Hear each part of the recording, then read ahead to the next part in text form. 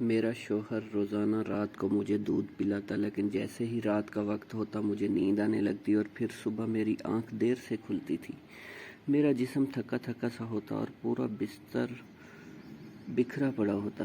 میں اپنی اس حالت پر بہت حیران تھی کہ میرے ساتھ کیا ہو رہا ہے، لیکن اتنا تو میں سمجھ چکی تھی کہ جو بھی ہے کچھ غلط ہے، کچھ بہت غلط جو میرے ساتھ سمجھ میں نہیں آ رہا تھا۔ میں نے اس بات کا ذکر اپنے شوہر کے سامنے نہیں کیا، یہ سوچ کر کہیں وہ پریشان نہ ہو جائے۔ میرا شوہر مجھ سے بہت پیار کرتا تھا، ہم دونوں کی محبت کی شادی تھی اور اس نے پورے گھر کی مخالفت کر کے مجھے اپنایا تھا۔ ہماری شادی کو 2 سال ہو چکے تھے اور میں اپنی شادی شدہ زندگی میں بہت خوش تھی، لیکن کبھی کبھی نظروں کا ایسا دھوکہ ہو جاتا ہے کہ پاس بڑی چیز بھی دھندلی نظر آنے لگتی ہے۔ میرا شوہر اور میں اپنے سسرال سے ناراض ہو کر ایک علیحدہ گھر میں رہ رہے تھے اور میرا شوہر دن کو آفس چلا جاتا، پھر رات کو مغرب کے وقت واپس آتا۔ وہ تھکا ہارا آتا، لیکن روزانہ رات کو وہ مجھے دودھ کا ایک گلاس دینا کبھی نہیں بھولتا تھا۔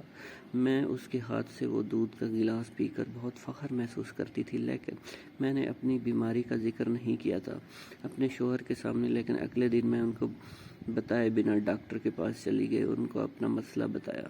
روزانہ رات ہوتے ہی مجھے نیند آتی، پھر ساری رات میری آنکھ نہیں کھلتی تھی، لیکن جب صبح اٹھتی تو جسم تھکا تھکا ہوتا۔ جانے کیا مسئلہ ہے؟ ڈاکٹر نے چیک اپ اور کچھ ٹیسٹ کرنے کے بعد کہا تھا کہ آپ کو کوئی بیماری نہیں، لیکن میں ڈپریشن کی دوا آپ کو لکھ دیتا ہوں۔ میں بوجھل قدموں کے ساتھ واپس گھر چلی آئی اور اس وقت شام کا وقت تھا، لیکن میری امید کے برعکس میرا شوہر مجھ سے پہلے ہی گھر پر موجود تھا۔ اس نے مجھ سے پوچھا کہاں گئی تھی، تب میں جھوٹ نہیں بول سکی، ان کو اپنی بیماری اور ڈاکٹر کے پاس جانے والی بات بتا دی۔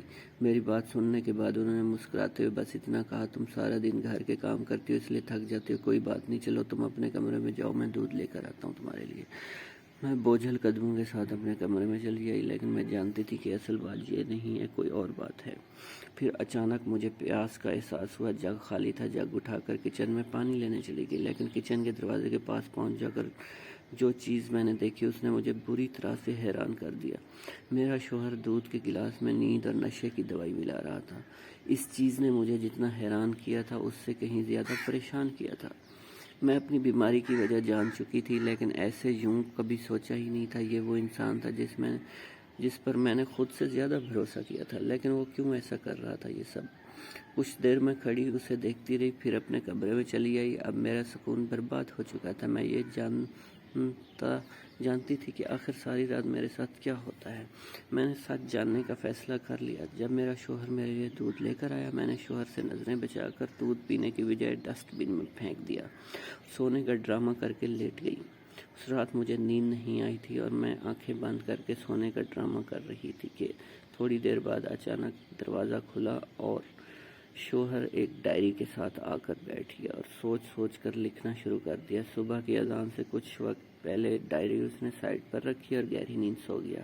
میں نے چپکے سے اٹھا کر ڈائری کھولی تو پایا وہ غزلوں اور نظموں کی کتاب لکھ رہا ہے، اور اس شاعری کی بک کی وجہ سے وہ ایسا کر رہا تھا کہ میں اسے ڈسٹرب مت کروں، کیونکہ میں بہت زیادہ بولتی ہوں اور وہ میری اس عادت سے تنگ تھا اور کئی بار اس کا اظہار بھی کر چکا تھا۔